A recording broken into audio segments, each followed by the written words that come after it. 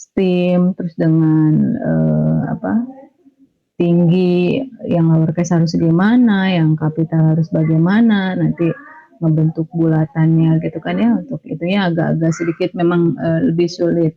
Nah kalau yang sekarang tuh lebih mudah, jadi kalian hanya menyelesaikan satu tugas saja. Kalau kemarin kan tugas satu tuh kalian harus menyelesaikan 2 tugas ya. Kalau sekarang hanya satu tugas saja. Sebentar saya ini ya. Saya coba share ke kalian.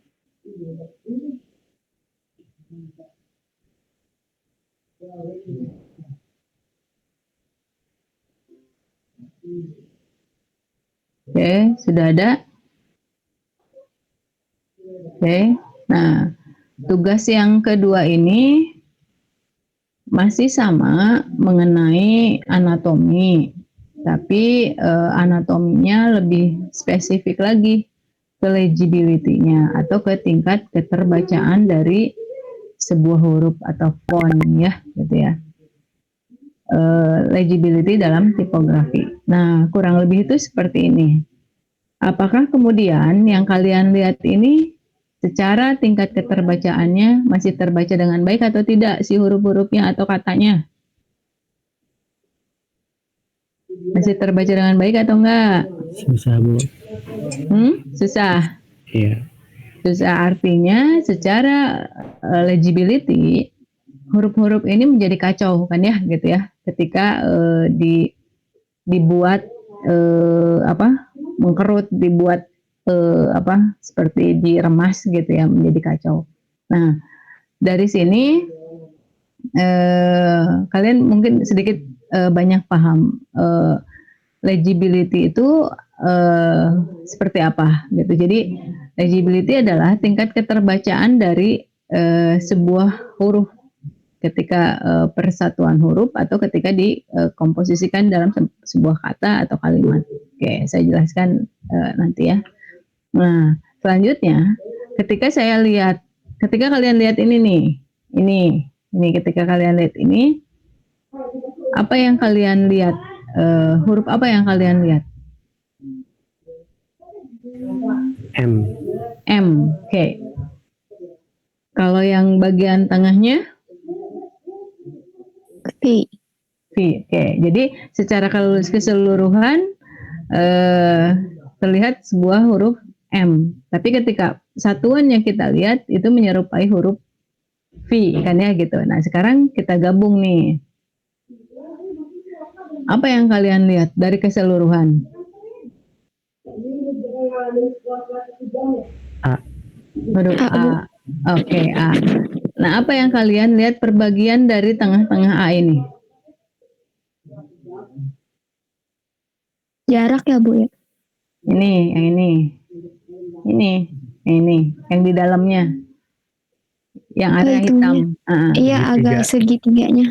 Agak ada segitiganya, artinya masih bisa terbaca dengan baik kan ya, gitu ya.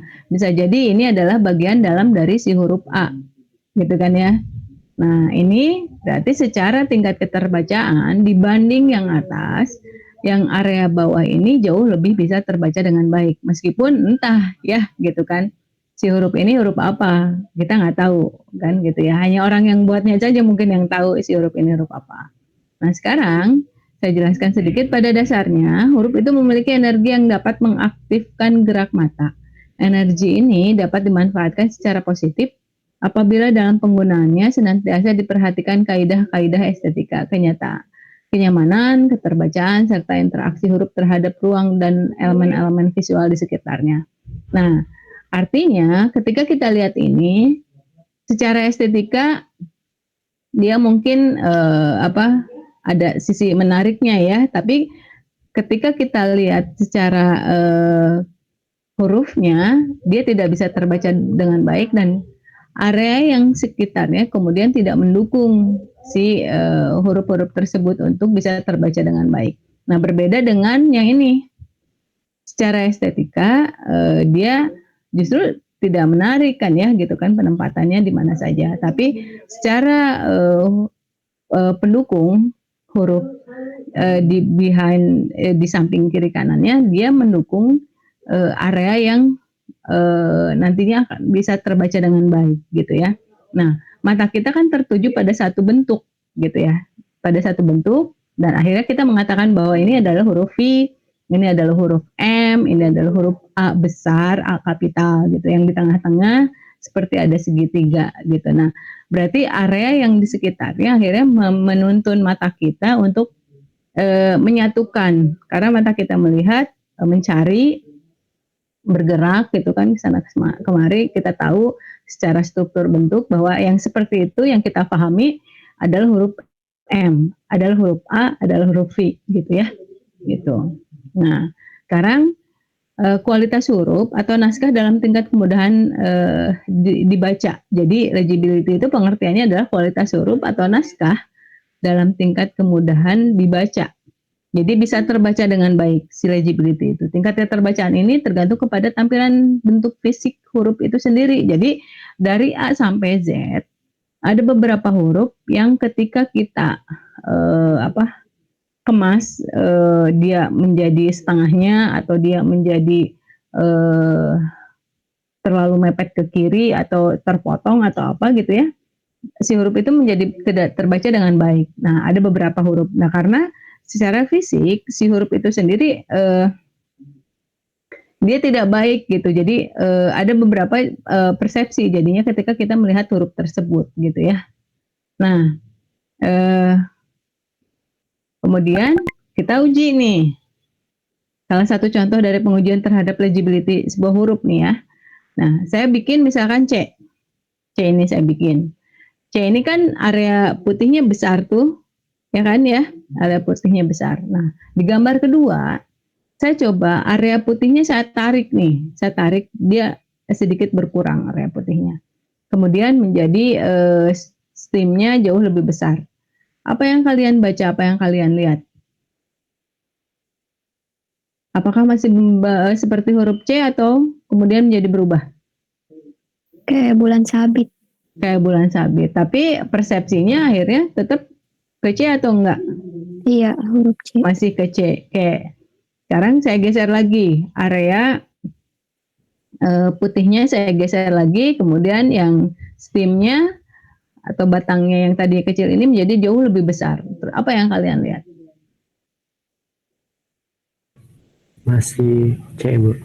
Masih C. Nah, oke. Sekarang kita pecah lagi, kita tarik lagi si putihnya, kemudian menjadi hanya bentuk seperti ini. Apakah masih terlihat C? Enggak, Bu. Enggak. Nah, mata kita akhirnya kan dituntun. Ini seperti huruf O yang kecoret sedikit ya. Huruf O yang tidak sempurna kan ya gitu ya yang kalian lihat ya. Gitu ya. Ya artinya mata kita itu melihat segala sesuatu yang sifatnya sudah kita pahami sebelumnya gitu. Karena kita tahu bentuk yang seperti itu adalah huruf ini. Bentuk yang seperti itu adalah huruf ini gitu ya. Jadi pengujiannya bisa jadi seperti ini gitu. Atau bisa jadi ada huruf yang lain yang bisa kalian coba ujikan sendiri secara legibility dia bisa terbaca dengan baik atau tidak. Nah, pemahamannya setiap huruf memiliki identifikasi visual yang berupa garis-garis inti di wilayah-wilayah tertentu yang terstruktur dalam setiap fisik huruf. Nah, batasan-batasan mengenai hal legibility yang menyangkut tampilan fisik huruf dapat diuji sesuai dengan studi anatomi huruf. Nah, seperti ini, misalkan. Ini pemahamannya seperti ini. Ini secara studi anatomi huruf, dia tanpa kait kan ya? Dia tanpa kait, tulisannya adalah tipogra. Ini apa? F apa? F, Bu. F. Tapi kita lihat, F apakah beda jauh dengan huruf T? Hampir mirip. Hampir mirip. Kalau kita tidak paham dengan kalimat ini, bisa jadi kita menyebutkan ini T ya. Ya kan? Ya. Iya. Tapi ketika kita sudah tahu bahwa tulisan ini adalah tipografi, otomatis yang ini adalah F. Gitu. Jadi secara tidak langsung, secara legibility-nya memang tidak begitu baik karena si F ini bisa memberi pemahaman yang berbeda pada setiap orang. Orang bisa jadi melihatnya itu seperti T, itu seperti F, itu seperti apapun yang orang persepsikan gitu ya. Ini yang tanpa kait ya. Nah, sekarang contoh lain, saya buat yang berkait nih. Apa yang kalian lihat? Saya potong setengahnya, area atasnya yang kalian lihat ini area atasnya ya. Apa yang kalian lihat? Tipografi. Masih terbaca dengan baik? Masih. Masih. Oke. Nah, yang area bawahnya, apakah masih bisa terbaca dengan baik?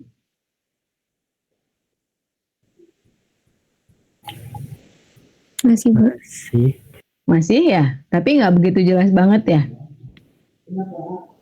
Iya. Iya, karena sebetulnya mata kita dapat mengenal bentuk huruf walaupun hanya setengah bagian ke atas. Nah, setengah bagian ke atas kita mengenalnya dari fisik ya, huruf tersebut yang tampil gitu. Nah, sementara huruf serif yang tadi yang di awal itu lebih memiliki karakter pada setengah bagian ke atas dibanding dengan huruf sans serif gitu. Nih, ini kan? Ini serif ya, setengah bagian ke atas dia masih bisa kelihatan. Bandingkan dengan yang sans serif ini. Dia kalau dipotong cenderungnya tidak akan kelihatan bahwa itu adalah tulisan huruf tipografi. Jadi huruf serif lebih memiliki karakter pada setengah bagian ke atas dibanding dengan huruf sans serif. Oleh karena itu huruf serif lebih mudah dibaca. Karena kita paham ada kait-kait ini, jadi mendorong mata kita, karena mata kita yang bergerak, akhirnya kita bisa membaca dengan baik sih huruf-huruf tersebut, gitu ya. Nah, kita lanjut ke tugasnya. Tugasnya ini saya bilang tadi lebih mudah dari yang tugas-tugas satu ya, yang sebelumnya. Jadi tugasnya kalian studi anatomi huruf dengan prinsip legibility, terus pilih nih, kan ada alfabet itu dari A sampai Z ada 26. Ya, ada 26. Bisa lowercase, bisa kapital. Itu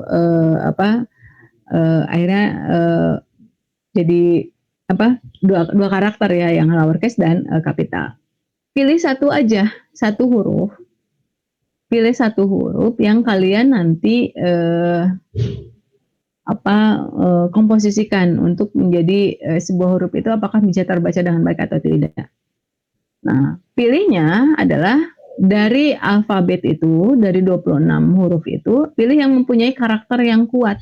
Kira-kira huruf yang mana aja sih gitu. Huruf apa aja sih yang ketika dipotong setengah, ketika dipepetkan ke kiri atau ketika dipepetkan ke kanan, si huruf itu masih bisa terbaca dengan baik. Terus huruf boleh sama, tetapi karakter harus berbeda. Artinya ketika kita milih huruf satu, misalkan kita milih huruf satu, nah si huruf tersebut kita pepetkan ke kanan yang satu, setengahnya misalkan, setengahnya kita potong, kita cropping setengahnya si huruf itu, apakah masih bisa terbaca dengan baik? Kalau masih bisa terbaca dengan baik, oke, berarti. Nah, kemudian yang di sisi lain, potong yang bagian bawahnya. Apakah masih bisa terbaca dengan baik? Kalau bisa, berarti oke, si huruf tersebut. Nah, kalian buat kira-kira seperti ini nantinya. Pilih misalkan saya pilih yang G ini nih. Saya pilih yang G, nanti kalian tempatin sebanyak 1, 2, 3, 4 karakter penempatan yang berbeda. Nah, kurang lebih nanti contohnya seperti ini. Huruf G, kan ini yang tanpa kait ya, tapi kan yang dimintanya yang berkait. Otomatis G yang berkait itu seperti ini. Tapi nanti kalian pilih juga type fontnya yang yang menarik, jangan jadi yang aneh-aneh ya. Gitu, jadi biar masih bisa terbaca dengan baik. Ini yang fullnya, yang G. Nah, kemudian G ini saya perbesar, tapi saya pepetkan sedikit ke kiri, diperbesar gitu ya, tapi dia akhirnya masih bisa terbaca dengan baik. Ini adalah huruf G. Nah, yang G yang ketiga ini saya pepetkan ke kanan. Saya lihat, saya tutupin, saya buang setengahnya. Apakah ini masih bisa terlihat dengan baik bahwa ini adalah huruf G? Masih bisa terlihat. Nah, sekarang saya zoom in ya, diperbesar gitu kan ya. Si hurufnya G ini yang seperti ini masih bisa terbaca dengan baik. Nah, kalian hanya cari satu tapi 3 alternatif. Jadi misalkan gini, yang satu huruf G, yang satu huruf S, yang satu huruf B misalkan. Nah, dari ketiga yang kalian pilih, kalian komposisikan sama seperti ini, ya. Nanti kalian komposisikan sama seperti yang contoh ini. Kemudian dari 3 alternatif ini nanti akan saya pilih satu kira-kira yang paling pas secara komposisi dan masih bisa terbaca dengan baik proses asistensi yang 3 kalian ini yang mana? Nanti saya pilih satu, terus misalkan saya pilih yang G misalkan, saya pilih yang G. Nah nanti G saya akan lihat lagi secara penempatannya apakah masih bisa terbaca dengan baik. Kalau sudah semuanya bisa terbaca dengan baik, maka itu lolos, langsung pindah ke ukuran A3. Kalau masih belum terbaca dengan baik, maka kalian cari lagi komposisi-komposisi yang si huruf itu masih supaya bisa terbaca dengan baik. Gitu. Jadi prosesnya kalian asistensi untuk tugas 2 ini, kalian asistensi 3 huruf dari alfabet, huruf apa saja silahkan kalian komposisikan seperti contoh. Nanti dari yang kalian komposisikan seperti contoh ini, saya akan pilih satu. Dari satu ini kemungkinannya ada yang diperbaiki atau malahan jadi langsung bisa lolos ke A3. Ya, gitu. Ada yang ditanyakan? Bu mau nanya, berarti Boleh. itu kan kita bikin 3 huruf, berarti satu hurufnya 4 gitu ya, geser ke atas, ke bawah, kanan kiri gitu ya. Iya betul. Enggak sebetulnya enggak mesti geser atas gitu ya, ke kanan gitu, ke kiri, enggak mesti. Silahkan saja karena saya tadi bilang karena karakter huruf 1 dari 26 alfabet itu pasti beda-beda. Belum tentu dia kiri dia masih terbaca dengan baik.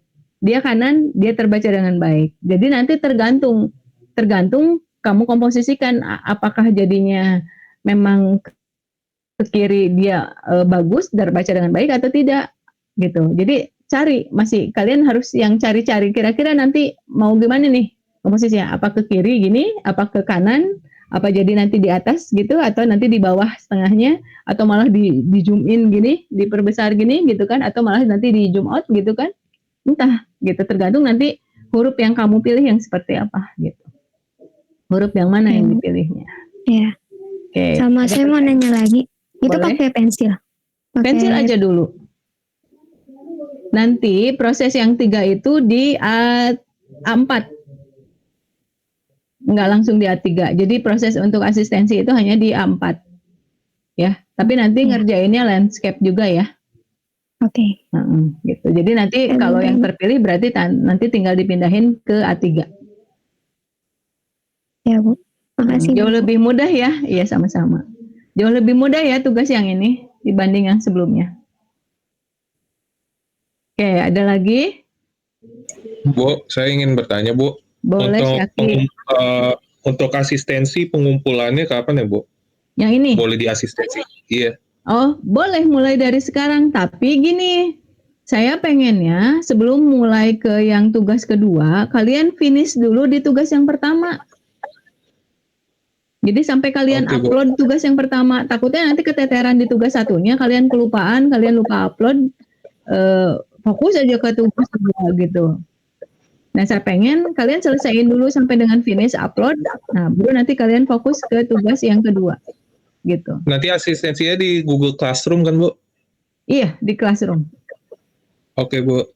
Iya. Terima kasih, Bu. Sama-sama. Ada lagi?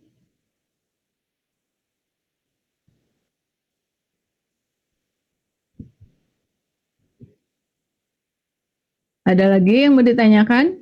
Bu, saya mau nanya.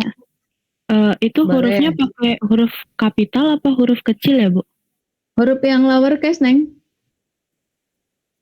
lowercase. Oh Nah, iya. yang kecil, ya yang kecil. Karena kalau yang kapital, kecenderungan si kapital itu tidak terbaca dengan baik. Jadi hurufnya yang lowercase aja. Iya Bu. Makasih Ya, Bu. sama-sama. Ada lagi? Bu, Aku tadi mau teh nanya lagi. Irham dulu ya, Nay. Iya. Bu tadi teh Iya, sans Irham. serif atau yang serif ya, Bu ya? Yang serif yang ada kaitnya. Oh yang masih Bu. Ada lagi? Apa, Nay? Sama Bu pertanyaannya sama Irham. Oh gitu. Ya Iya, udah, Nay. terus terjawab berarti. Iya. Yang lainnya boleh? Oh, udah semua kan, tapi tugas satunya ya tinggal upload aja ya.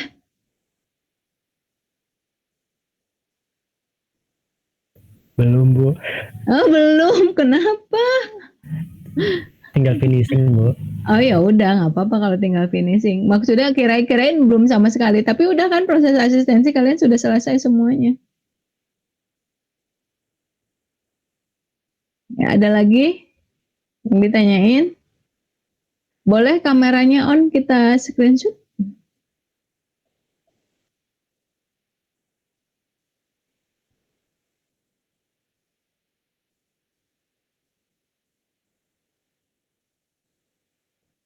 Udah pada sholat kan? Udah pada Udah, sholat Bu. ya? Jadi udah aman. Oke, siap ya. Saya screenshot. Oke, 1, 2, 3. Cheers. Oke, sebentar saya save dulu.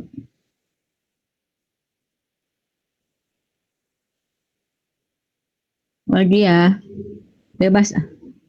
Jangan kayak pas foto. 1, 2, 3. Oke.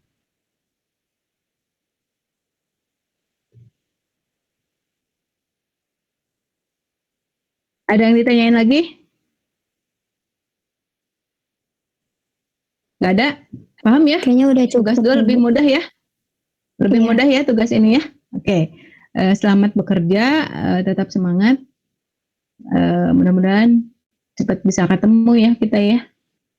Terima kasih atas waktunya. Assalamualaikum warahmatullahi wabarakatuh. Terima kasih Bu. Terima kasih Bu. Ya, saya Liv ya. Ya, sama-sama. Ya Bu, hati-hati Bu. Ya.